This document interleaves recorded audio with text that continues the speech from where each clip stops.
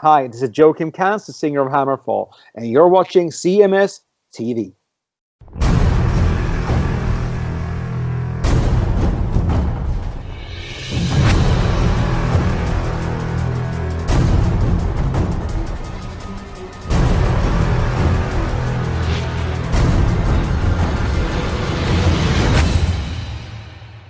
From one of my favorite bands, Armored Saint, from their 2021 release, Win Hands Down, that is the title track. We heard some Metal Church there with Badlands, and we also heard a Cleveland band requested by an Australian.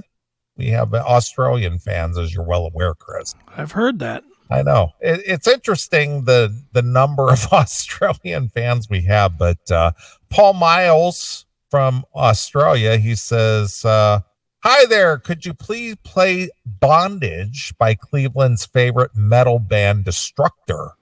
Just want to say I love the show, and there's no better way to spend a Sunday in Australia than listening to the CMS with a few frothies. Hail and Keel, not kill, Keel. Very good. So there you go, Paul. There's no better way to celebrate Jesus than with us. Right? The church of heavy metal. What? Exactly. So I like the fact that the Aussies check in. I like the fact that they listen on Sunday morning. I know, it's kind of funny because it's Sunday morning, Sunday afternoon, depending on where they are in Australia, because right. Australia is such a massive continent. Mm-hmm. And they span like 7 time zones. Is it that big? No, I'm just making. I was gonna say, damn. I'm just making a joke, but I was gonna say, I've been there. I didn't think it was that big. No, it's pretty big. I think they have like 2 or 3 time zones in Australia. I mean, because it's a massive continent. Let's see. It is 7.7 square kilometers, whatever that means. And they have 5 time zones. There you go. I said 7. I was just joking about that, but I know it's huge. It's got massive time zones. East to west with a 3-hour difference between. Well, maybe it's, what is this? No, 3 time zones. Because Australia is a large country, east to west with 3-hour difference between sunrises and sunsets. Hence 3 time zones, east, central, and west. It's like the U.S. I mean, you got 4 time zones here in the U.S. You got the Eastern, Central, Mountain, and Pacific. Yeah, can we just get rid of that? Do we need it? We don't need to change the clock, so we don't need to have time zones. Well, the time zones are about the time of the day because the sun it all revolves around the sun. Yeah, but can't you just say that workday starts at fucking 5 a.m. for California or whatever? Well, 5 a.m. in California is already 8 a.m. for you. Or we can go the other way. They could start at 11. Go the other way. They could just start work at 11 o'clock in the morning. All right. Well, that's 2 o'clock for you. So? Still 2 o'clock for me, no matter what. Yeah. What I'm saying is just make everything the same. Well, let's just call it Chris Akin time. That's the way it should be. Yeah. And it revolves around me, Chris Akin. You know what a pain in the ass it is to be switching these fucking time zones to do interviews? Being like, oh, well, you're in Sweden. Well, that's fucking GMT 6. Yeah, let's make it all Chris Akin time. Yeah, that's the way it should be. It should be CA time. That's right. I'm for that. All right. Luckily, we got a pudding-head idiot that might fall for that. Well, let's pass a resolution. Let's vote on this in Congress. I'd be for it. And let's let the international, whatever it is, adopt this resolution and everybody get on CA time. That's the way it should be. Yeah. I'm for it. I think a lot of people are probably for it. Well, I'm all for doing away with the, the turning the clocks back and forward and all that shit. I think it should stay the same all year round. And I think that expires next year, if I'm not mistaken. Does it? Oh, finally. And they're not going to renew it, these fucking cocksuckers? No, but the thing is I hate when they turn the clocks back I do too. I hate that shit. Yeah, so that it's fucking dark until it turns dark at 4 o'clock in the afternoon. Yeah, no, 4:30 in the afternoon. It's just like, why did you do that? Yeah. I say move it the other way. Yeah, because if you live in, certain places where they don't change the clock, like Fort Wayne, Indiana, or Arizona, or whatever, they remain the same all year round. Yeah. I'm fine with that. Me too. But whatever. That's a whole nother debate, man. Mm-hmm.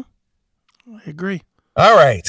Well, we got about 45 minutes. Yes, sir. And I want to talk about this because this is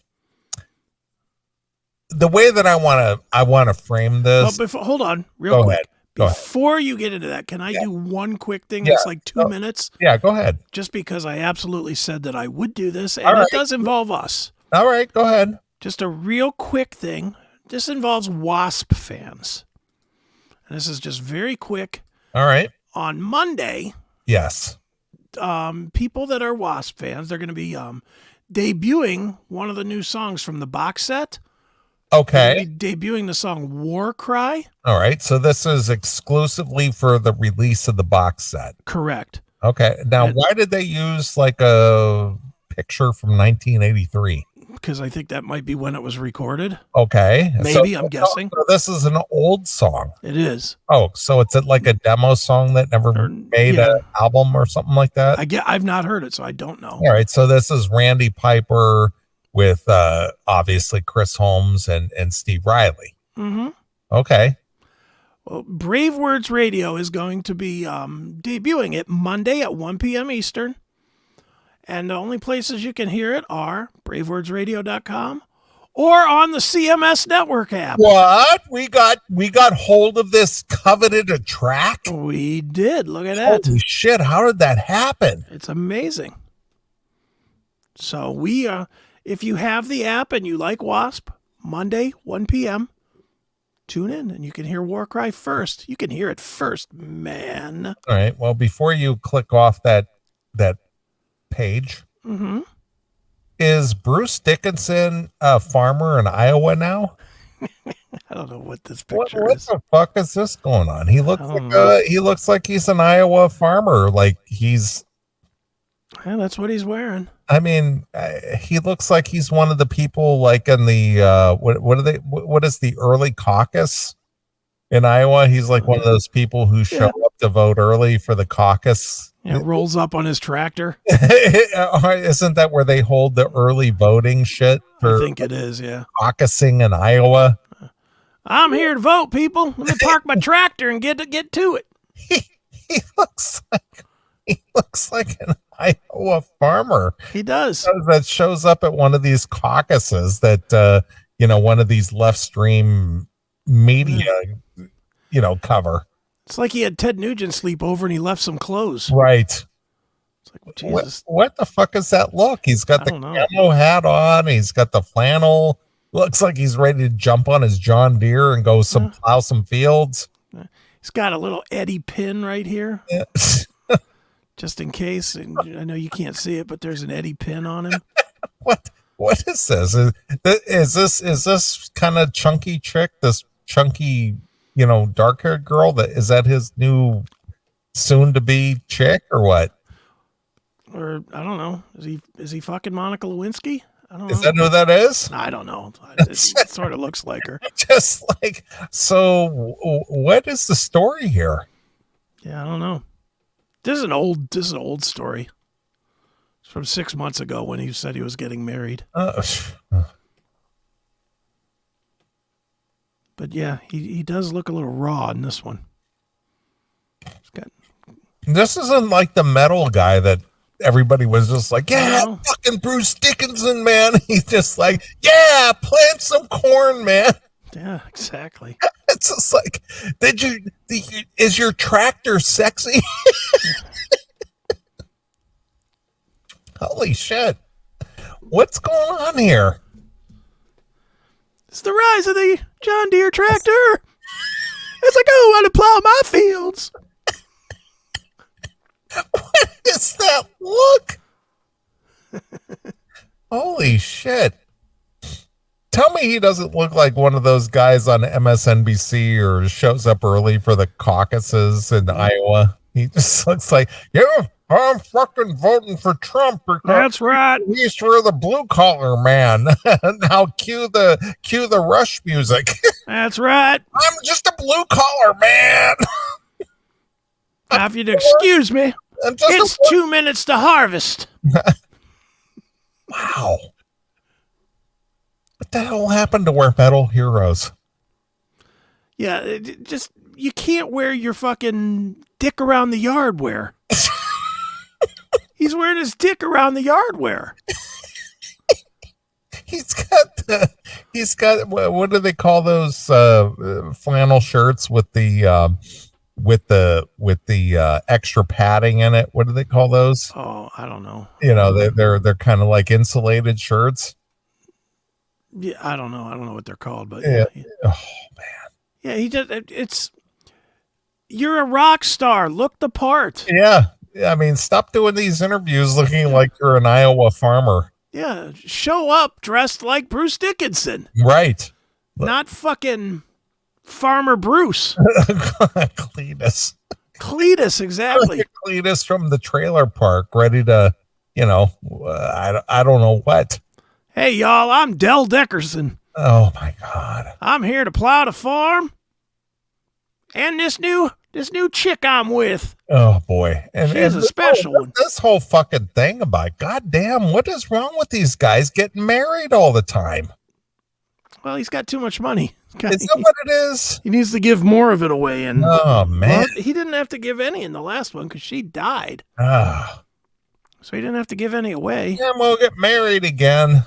I guess you really don't enjoy pussy that much. I don't want to die alone. Yeah, I guess you don't enjoy pussy that much. Plow with your boots on. Shit. Demon comes up with some good ones. Yeah, she does. Yeah. All right. And then there's Valerie Bertinelli. Yeah. What's up with that? I know these are old headlines and stuff, but I'm just looking at these because That she's getting divorced? Yeah. Legal separation. She's getting divorced, whatever. Yeah, I know.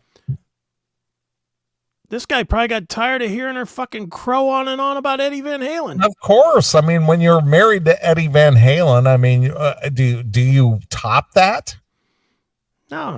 Again, I'm not saying I don't know what Eddie was like as a day in, day out spouse or anything, but goddamn, he's Eddie Van Halen. Well, and bottom line, if you're this guy, if you're this Tom Vitale guy, it's like, all right, you divorced him, you stupid bitch. Why are you fucking talking? Why are you still talking about him? Why are you doing press about how great he was? He wasn't great enough to keep you. That's why I'm fucking you now. Right. Yeah, I mean, and I love Valerie. Don't get me wrong. I'm gallons of jizz to Valerie. Really? Oh, yes.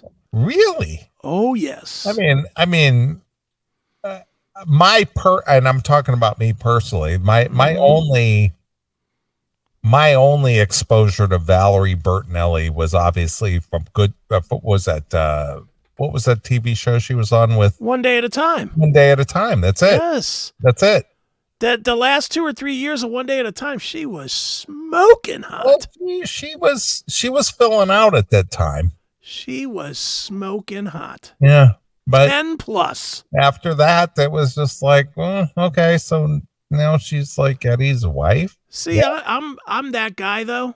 Yeah. Valerie Bertinelli is one of those to me that I'm good with fat Valerie. Okay. Fat Valerie, thin Valerie, I don't care. She's hot.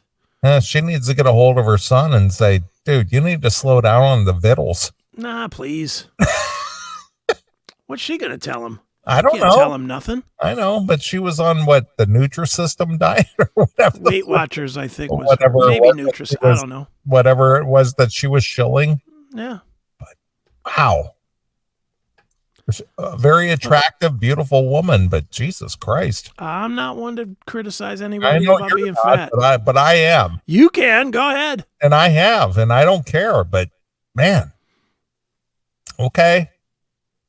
You got more money than Chris and I and most of our CMS fans will ever make collectively, but you can't control your diet. Are you? Why does she need to? Yeah. She's got more money than all of us combined. You just said it.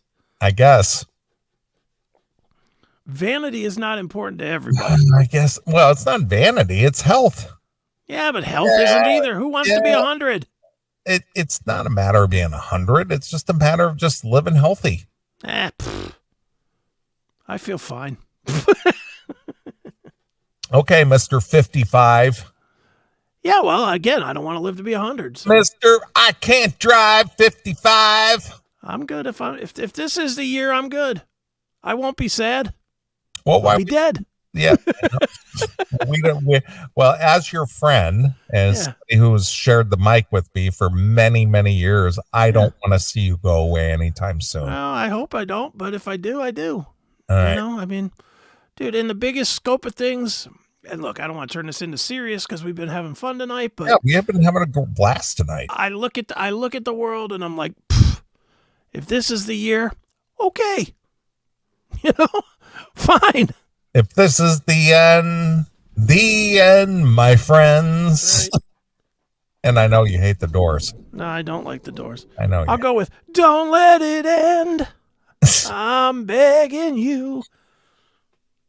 Wasn't that from the Mr. Roboto record? I believe it is. I think it is. Yeah. Another. Why you song. even know that is surprising. Because I had that record. I'm not gonna say I wasn't a total faggot in high school. I was. I didn't own that record. I did. I never owned that. I was such a faggot that I not only had that record, but I had the subsequent Caught in the Act live version of it. Wow, look at you. You're a diehard. I was a diehard Styx fan in the day. Well, I got to be honest with you. You know, I never really was a Styx fan. I never really enjoyed Styx at all. I liked them.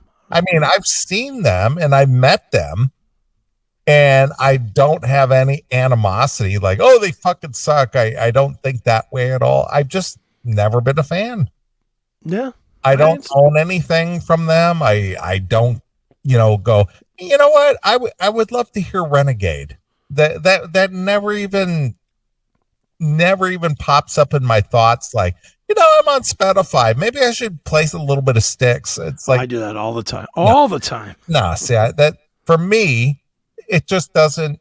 I just like, oh, okay, Styx, cool, yeah, whatever. but you give me some damn Yankees. Yeah, that's good stuff. Yeah, I'm down with damn Yankees. And sure. Like, yeah, okay, cool. But Styx, not so much.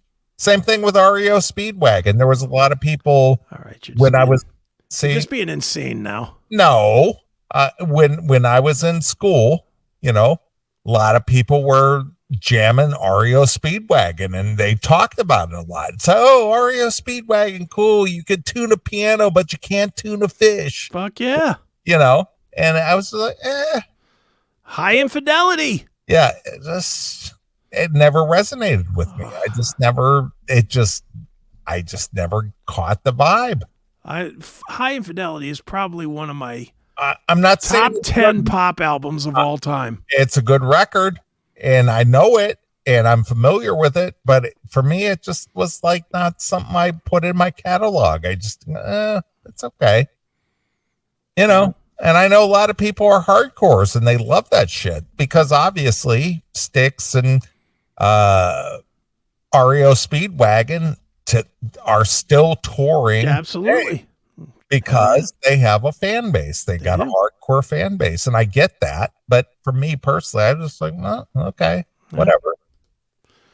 Yeah, I definitely was in for a while. Yeah. I still like Styx. I even like the newer stuff that they've done, to be honest. Yeah. It's just never been something that I would go, man, I'm jonesing for that shit. Yeah. That's all right. Yeah, I mean, hey, if I was listening to commercial radio, which is like next to never, Yeah. and it came on, one of their songs came on, I wouldn't change the channel, but Right. I wouldn't go, oh man, fuck it, this sucks. Let me find something else. It's just But you wouldn't turn it up either. no. It's like Riding the storm out, you wouldn't just turn that up and crank it? Not really. Oh, I love that. It's like, okay. And since you were talking about riding the storm out, I prefer that quote unquote, and I put it in quotes because it's questionable, the live version. Oh, yeah. Because again, you don't know if that's live. Is live that enough? Yeah. It sounds like it's live, but is it really? Yeah.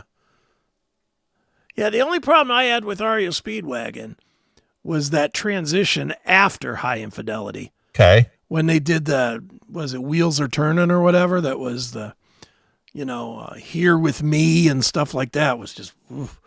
It was like they were a rock band that wanted to be Chicago. Sure. And it was just like, woof. And strangely enough, a few years ago, they toured with Chicago. Yeah, big shock, right? I know.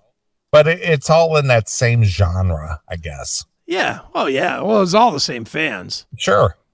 At that moment. Mm-hmm. Well, here's something I want to talk about. Okay. And I know this is all over the media, and you and I would never talk about this, but this is, and the reason I bring this up is because number one, it's sent to us by our fans because they want us to comment on it. Sure. And it's something that's caught my eye. Mark Miller sent this to us, and I want to mention that Brian Bauman is always really good about sending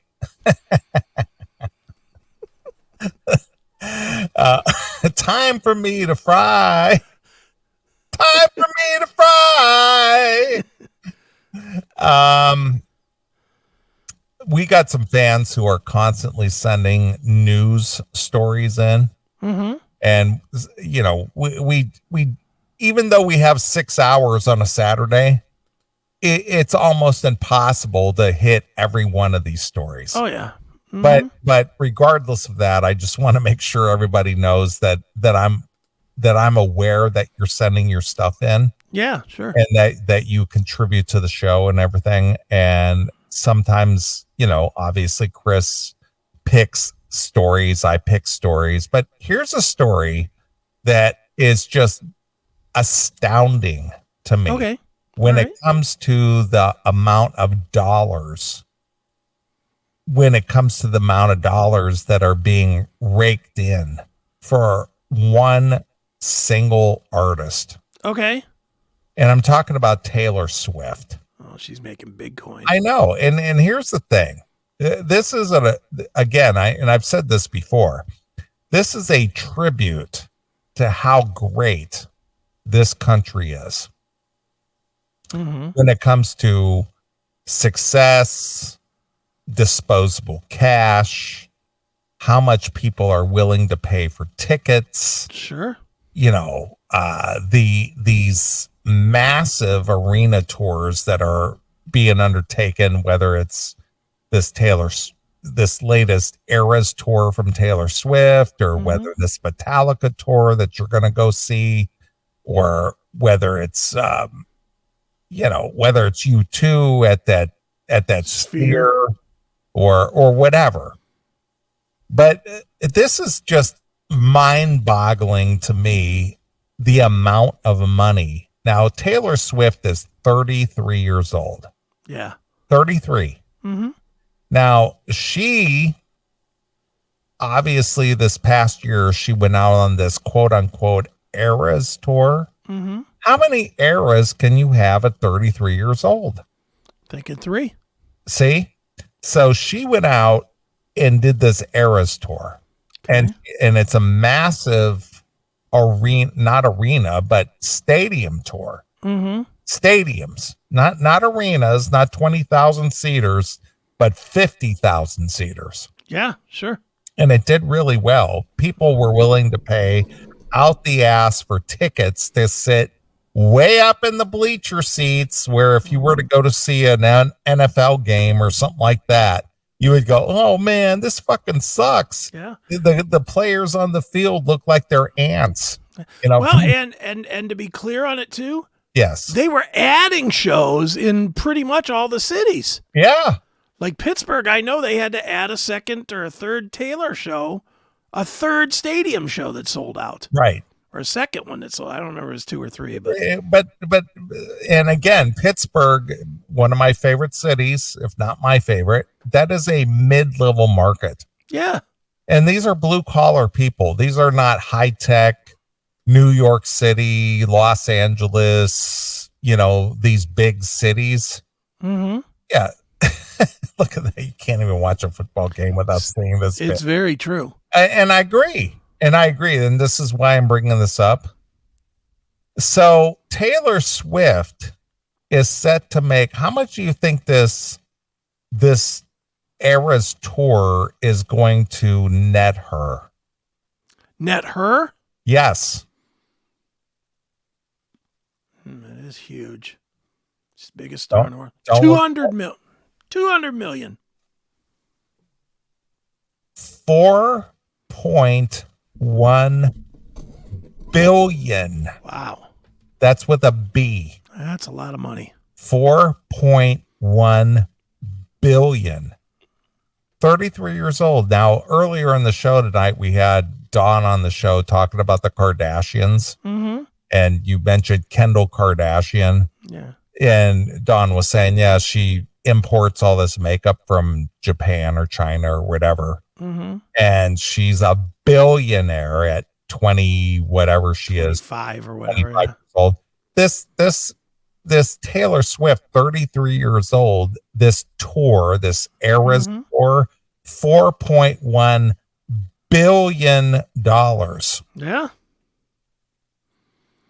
Yeah, it doesn't surprise me. She's the Michael Jackson of today, or the New Kids on the Block of the 80s, or NSYNC or Backstreet Boy, any one of those.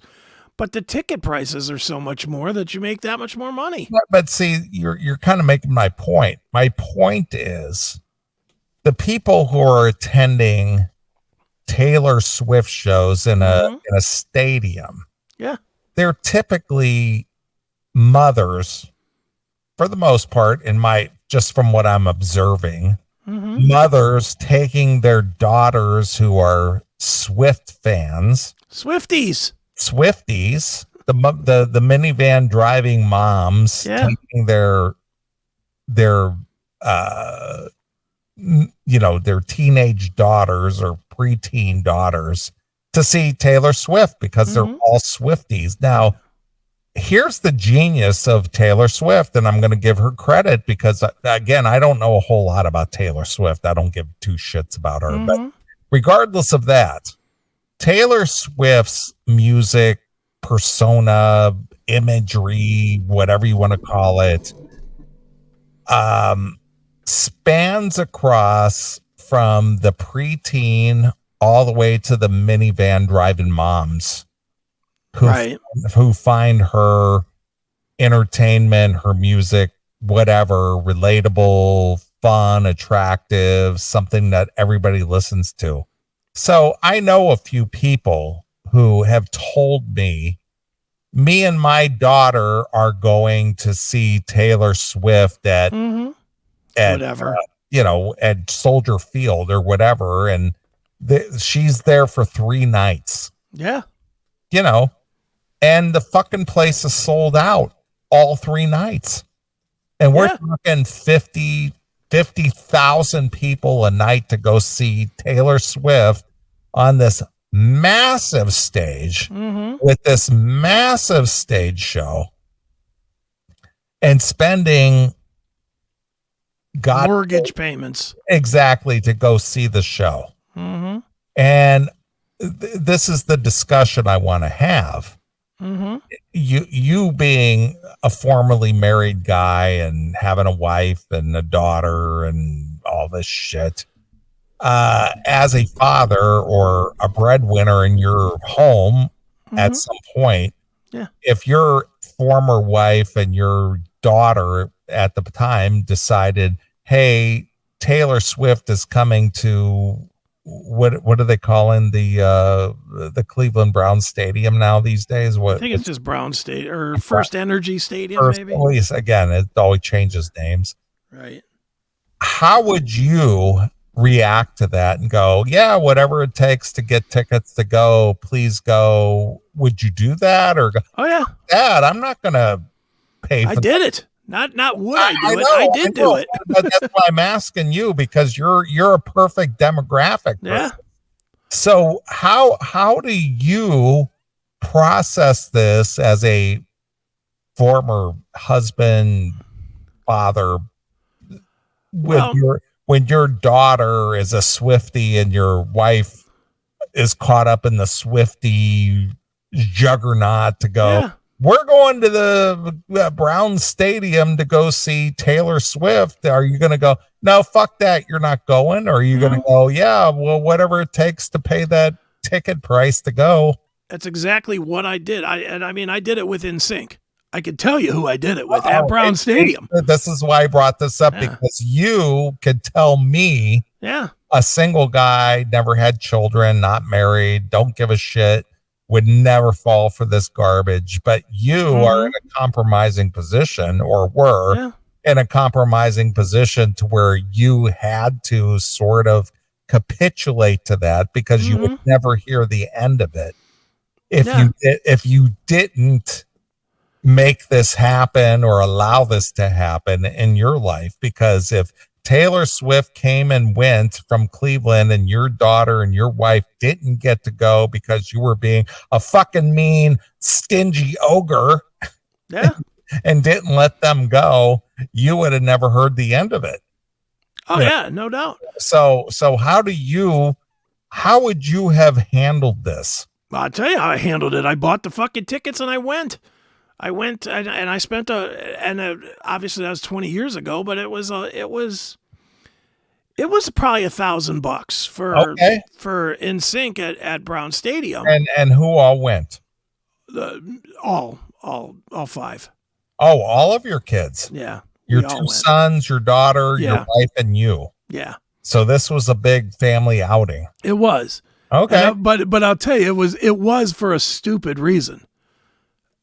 My ex was deathly afraid of Cleveland. Like, she would not go to Cleveland by herself. Okay. She just wouldn't do that. She certainly wasn't going to go to Brown Stadium by herself. All right. That said, she wanted to see NSYNC. Okay. My daughter wanted to see NSYNC. I don't think my boys gave a shit either way. Okay. For them, it was probably cool just to see shit blowing up and stuff. All right. But the way I justified it in my own head was that I didn't do that kind of shit much. Like, I did stuff, but the stuff I did, I ain't gonna lie, was on the cheap. It was like the monster truck thing at, or wrestling here or there, different shit that I could either, a lot of times I could make a phone call and get. Sure. And a lot of concerts I did go to that I would take my daughter or one of my sons to, would be like a phone, like when I brought my son Zach with us to Dockin, right, the one year at Blossom, sure, or to Skinnerd, same thing. It was, we made a phone call, know, so I got away with a lot of free. Okay, so the rare air time that something that had a poster on the wall was asked for, I really couldn't say, especially when I was running around too like a psychopath. It didn't matter if it's free or not. I was going to every concert under the sun, sometimes 3-4 concerts a week. Okay. It would have been a real fucking pain in the dick to say, no, can't do that one. Right.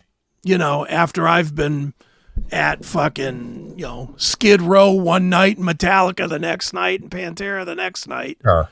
But I can't fucking come up with the scratch to go to NSYNC for the kids. Right.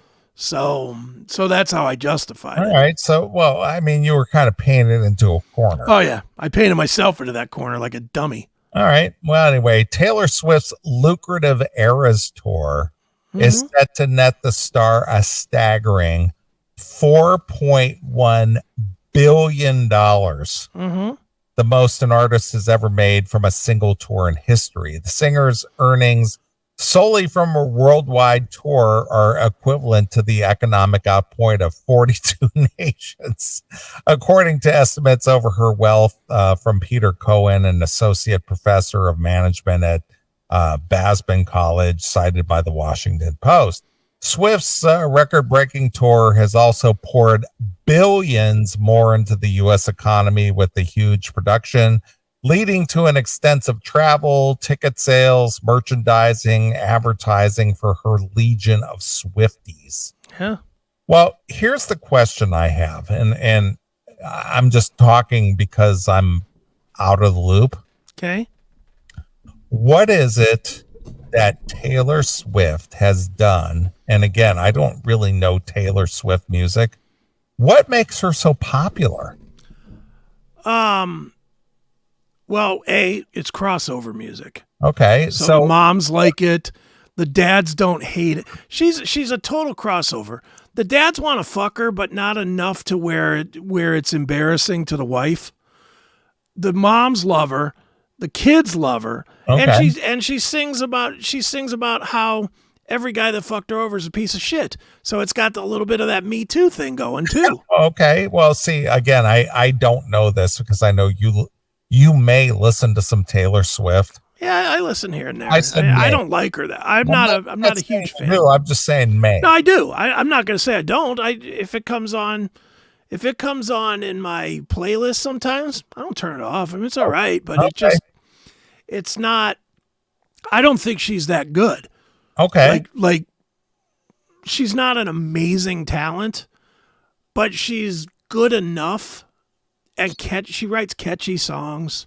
Okay. Now here's the question, and I'm glad you brought that up. Mm-hmm. Is she engineered, or is this 100% Taylor Swift? I honestly don't know the answer. I don't know enough about her to answer. All right. That. See, that's my question is she backed by very slick songwriters, marketing team, blah, blah, blah? But $4.1 billion is an obscene amount of income. She must write all the songs. Well, again, coming from mostly blue collar people who live in the suburbs, they earn what I consider a normal living, an average living. Yeah. But they're willing to go all in on a Taylor Swift ticket for mom and maybe one or two daughters or something, which I think, and again, I could be totally wrong. It could be like a whole gay crowd or something for all I know. But for Taylor Swift, again, I don't know. I'm just talking out of my ass here, but I'm just guessing this is a mom-daughter thing. It is mostly. Mm-hmm. So they're willing to come out of pocket hundreds, if not thousands of dollars to go to this one event. You know? Yeah. What I mean? Oh, yeah. Mm-hmm. No, and that's it. It's in their mind, in today's world, this is the grand vacation. And why? Why is this the grand vacation? Because that's the question I have. Is like, why? What makes this so monumental in people's minds that I've got to go to this? I don't know the answer. I'm gonna guess that it's the lone thing that both the mom and the kid really want to do. Okay, so it's a shared experience. Yeah. Where dads, it's much easier for a dad, even with a daughter. It's just it's much easier to find shit to do. But are you assuming the dads are attending this, or do you think no, I don't think the dads not. So you think the dads are shelling out the bucks to make it happen? Oh yeah. Oh yeah, I'm the great dad because I shelled out the $500 or the $600 or $1,000 or whatever to send you and mom. I'll tell you how this is See, working. this is why I'm asking you, because I know that you have probably I've done this. faced this. Yeah. Situation. It's not the kid. Okay. It ain't the kid. All right. It's babe, I want to take our daughter to Taylor Swift. Okay. She's been going on nonstop about it. All her friends are going. Right. Blah blah blah. It's going to be $2,000. Wow. Okay. And I'm going to be like, "Are you fucking crazy?" And she's going to be like, "Look, it's the only time. We've never asked for anything like this for her before. You do this, this, and that with your son. You know, blah blah blah. All the excuses possible." So it's the guilt trip. It's the guilt trip. Yes. It's the definite blowjob.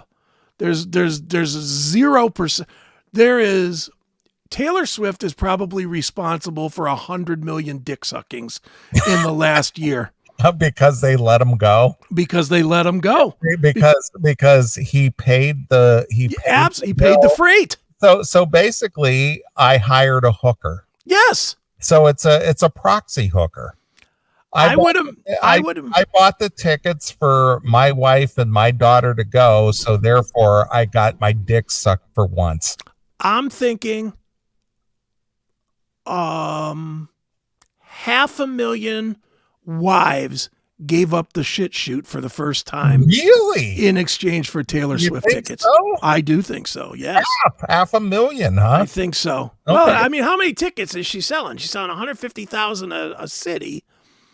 So that's, 20 cities? 20 cities, 20 times 100 be 2 million, 2.5 million. I'm thinking 250,000 ass reamings. So if you buy the tickets for me and your precious daughter to go to see Taylor Swift, I'll let you bang me in the poop chute. You give me something special, I'll give you something special. God damn, I'm glad I'm not in a relationship like that. Well, that's how they are. Look, I know you don't get it. That's why I'm asking you. I challenge you. You're in a relationship for a quarter of a century, so I'm assuming you face these obstacles. Absolutely. Yeah. And let's be honest, husbands, especially henpeck husbands, like I was, you trade a lot of shit for sex. Wow. You trade a lot of stuff for the kind of dirty, filthy sex that you can't normally get from the wife that doesn't want to be your fuck pig. All right. You know, when she doesn't want to do this, or that, there's one way to make her do this, or that. All right. Buy it. But again, it's money.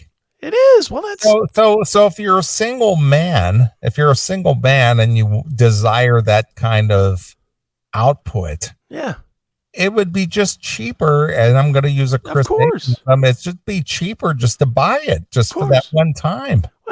And I would guarantee you, less than 1% of this crowd is single men.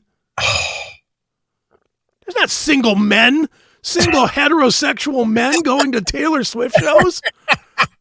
They're at the bar buying $3 drinks to get some whore drunk. Oh my God.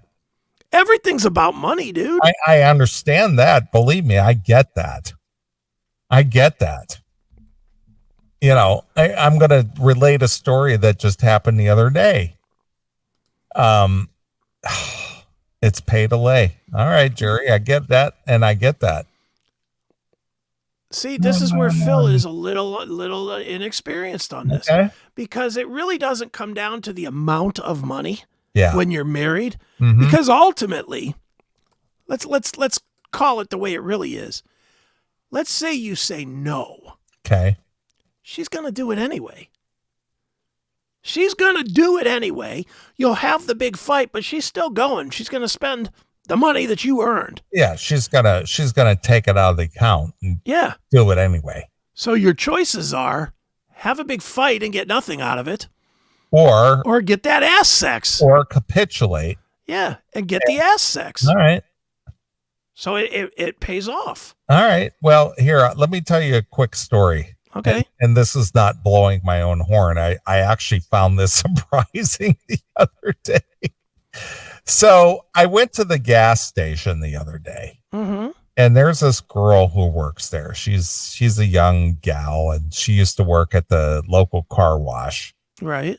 That I used to go to 3-4 times a week, which is literally right next to my house. And she used to work there, and I used to drive through, and actually Jim Bob, his son worked there. Okay.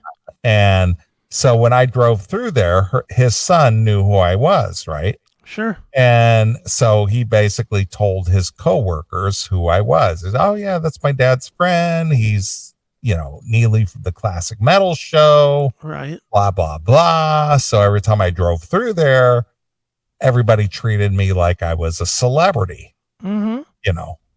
And so this girl who worked there, the car wash ultimately shut down. Right. So she ended up going to work at the local gas station. So every time I go in there, sometimes I buy a bag of ice or whatever. She's working behind the counter. She's always very kind, calls me by name. Hey, how you doing? Nice to see you. Glad to see you. Come in. Blah, blah, blah, blah, blah. Whatever. So the other day, now and I've talked about this on the show. There's a couple places that I frequent here. There's a steakhouse here called Kelsey's Steakhouse. I go there on Sunday a couple times a month.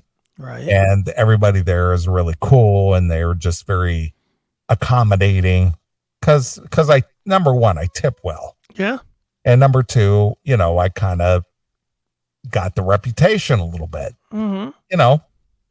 which is fine because everybody's very cool with me and friendly and, treats me well. And I don't sit there and go, don't you know who I am? It's not one of those. It just has become that. Right. Sure. So I went into the gas station the other day, and I went inside, and I went to get a bag of ice, and and there was a young guy behind the counter, and the girl that I know who formerly worked at the car wash. She was just like, hey, Neeley, how are you? Glad to see you. It's always cool to see you. Just real nice girl. And the guy behind the counter with her, he goes, I've seen that dude. He's like at Kelsey's. He walks in.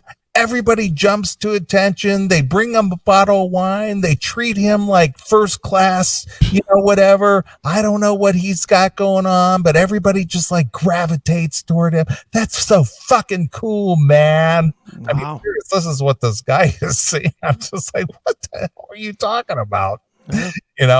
And she goes, oh yeah, you don't know who he is? Oh, he's a celebrity. Oh yeah. See, and that's the whole thing. And it's like, oh, come on now, stop it. But that's the whole thing. But, getting back to your point about the whole, well, we have to go see the show, and you're going to have to put out the money, and you're going to have to blah, blah, blah. But obviously this is why I brought this to the table, is because I know you probably have faced this. Absolutely. And I just was curious as how you handle it as a husband and a father. And, Taylor Swift is coming to town, and the tickets are $300 a piece. And, we want to go, and what are you going to do? And so you just said that you just found a way to do it. In fact, if I'm not mistaken, I'm pretty sure I made all my bills late to pay for the fucking NSYNC. And I'm glad you said that, because you were kind of reading my mind. So a majority again, I'm guessing at this. I don't know this to be the fact. I'm guessing at this. A lot of people are laying out a lot of money that they don't have to go to this did go to this Taylor Swift show. Yeah. And this fucking thing grossed $5.7 billion, and she took home 4.1. And I'll bet you half of them were paid for by the fucking credit card that she shills for on the commercials. Exactly.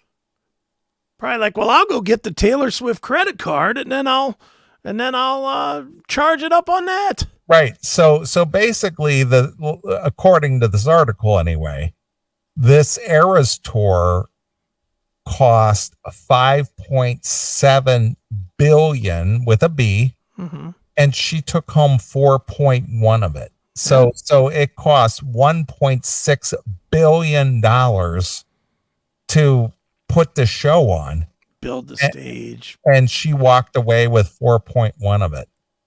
Good for her. At 33 years old. Nothing wrong with that. The average ticket resale price on SeatGeek, what do you think it was? Average price? On SeatGeek. Not the straight out buy, but people who actually had to go get it through the second tier. I'm going to say 2,500. Not quite that high. $2,000. 1,611. Yeah, that's fucking nuts.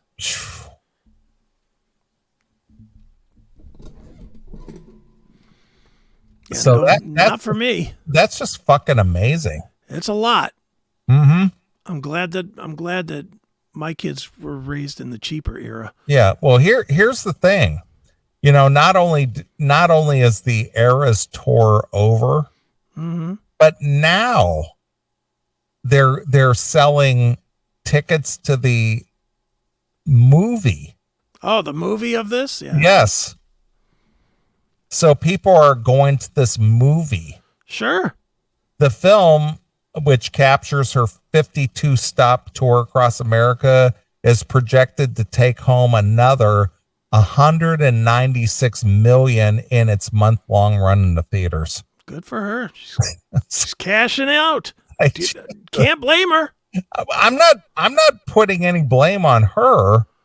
Again, I'm trying to make a statement about how great this country is. Oh yeah. Yes, that one person, a 33-year-old woman, could net $4.1 billion by going out on the stage every night in a stadium, and that many people will come out and see her.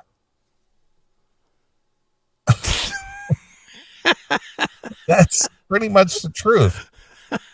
So I'm trying to make the comparison here that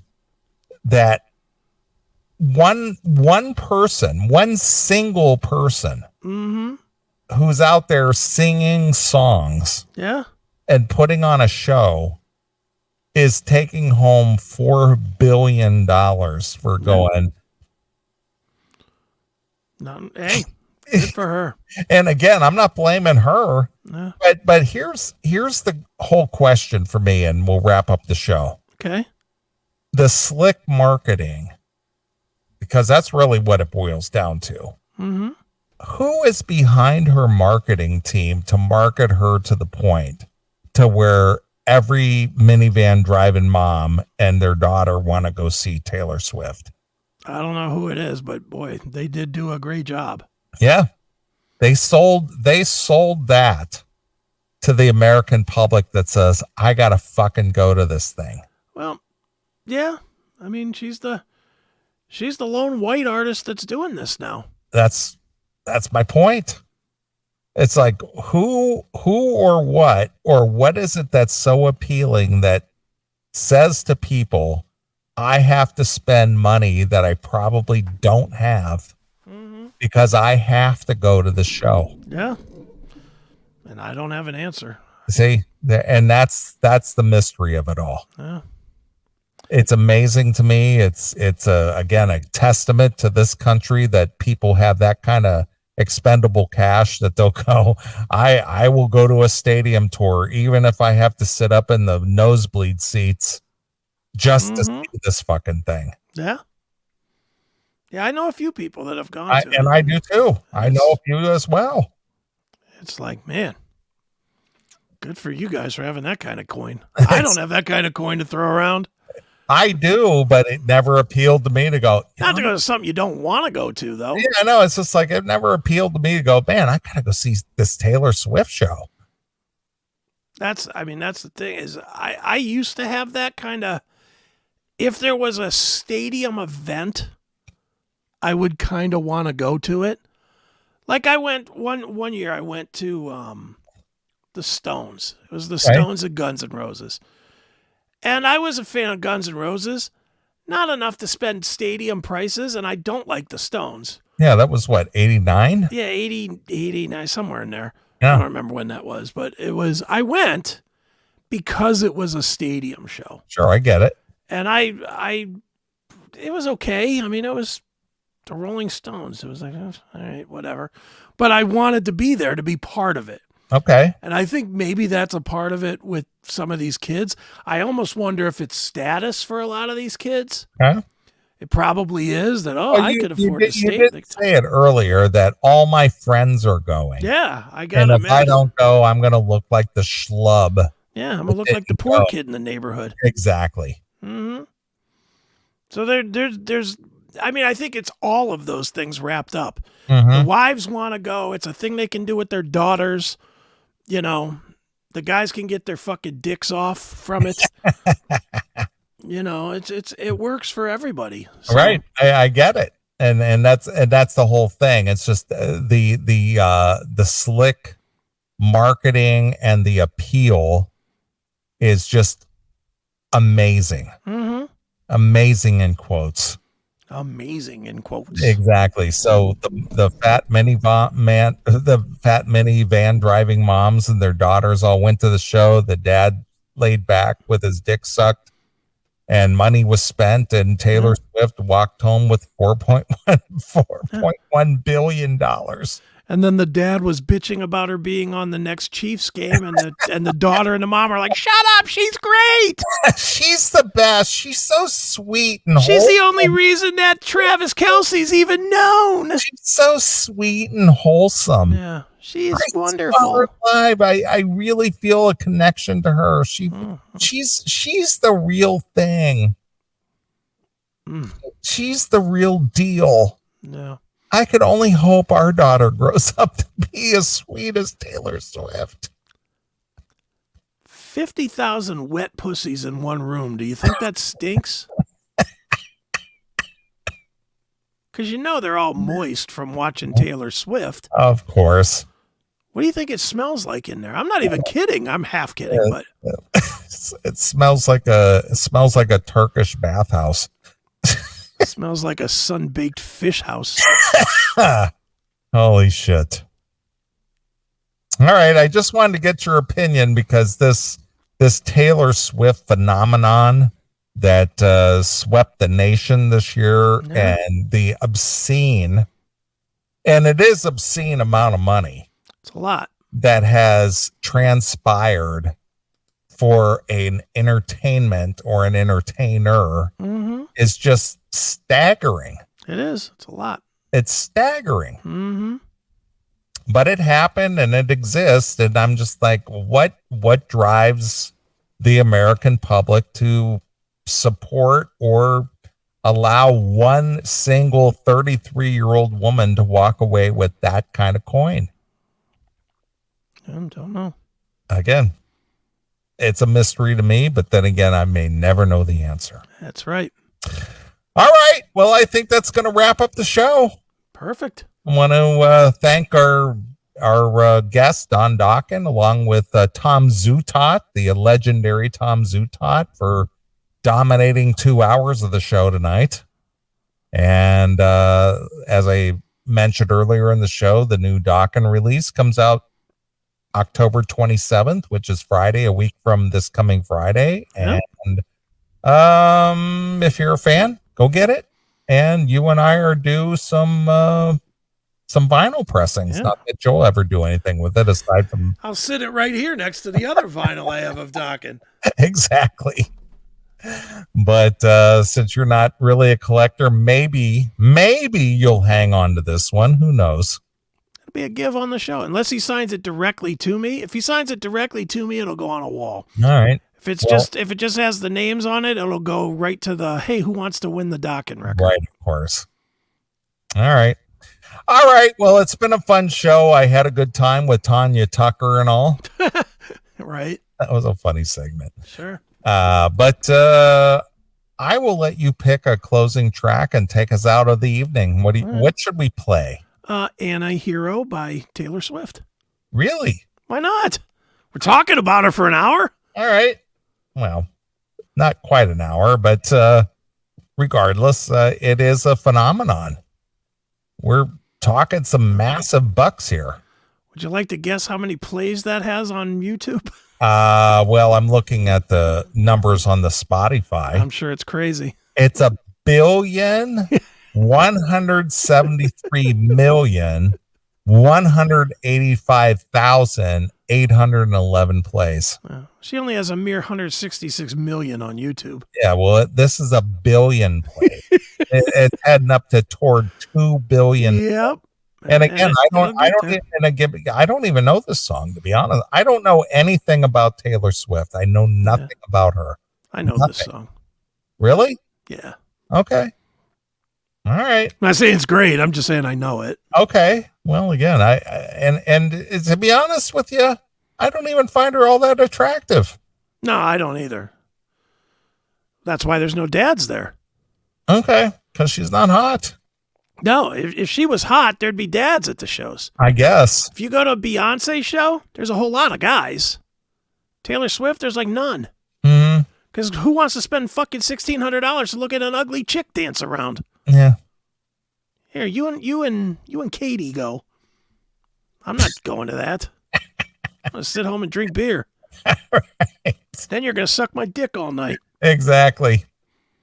All right. Well, it's been an interesting show. Appreciate everybody who's tuned in and all that good stuff. So we're going to end the show with Chris's pick, Taylor Swift, Anti-Hero. There you go. So this is Neeley along with my very good friend, Chris Akin. And we'll see you. Bye, kids.